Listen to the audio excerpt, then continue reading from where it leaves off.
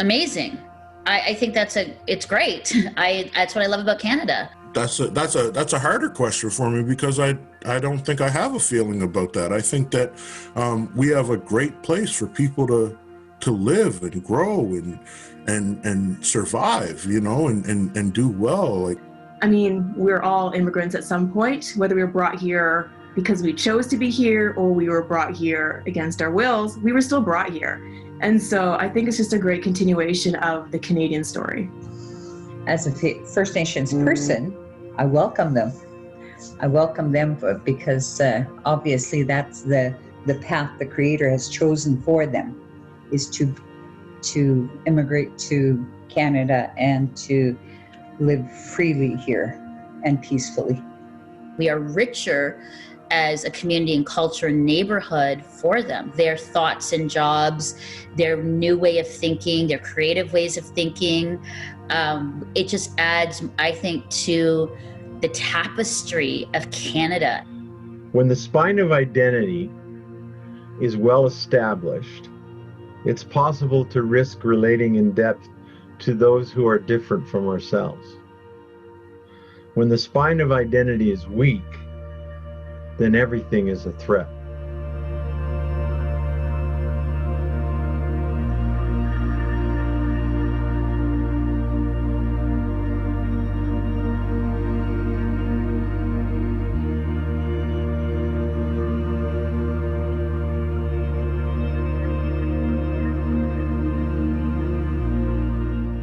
I think it means exactly what it says. I mean, from my point of view, it's seeing them with intrinsic value, seeing them as people made in the image of God, brought to this place. I mean, if you have a theology, I mean, you believe that God is at work. It's essential to the peace of our country that we treat each other respectfully. I know how I treat my wife. I know how I treat my kids. I know how I treat my mom and my family. And this is what God is inspiring us, encouraging us to behave, to treat them like a family, and to invite them over and to get to know them, and to not. It's not a sign of pity or a sign of, oh, you're so low, let me help you. No, like, we become enriched as we get to know the newcomers. So we perceived. The whole intercultural, multicultural, ethnic kind of immigration as part of an act of God. Once Toronto sent missionaries, now the world has come to Toronto.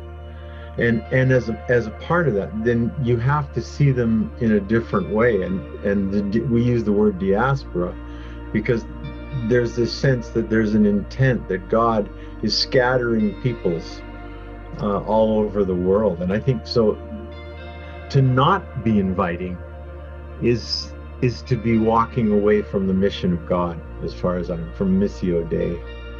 You get to know them and you ask them what they need and you meet their needs, whether it's yourself or within community.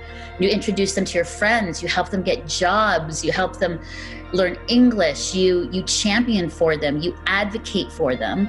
And then they become family and friends. And foreigner is never the word you ever use. They're always just family or brother or sister. Welcome home. How can I help? Do you have a jacket? It's going to get cold.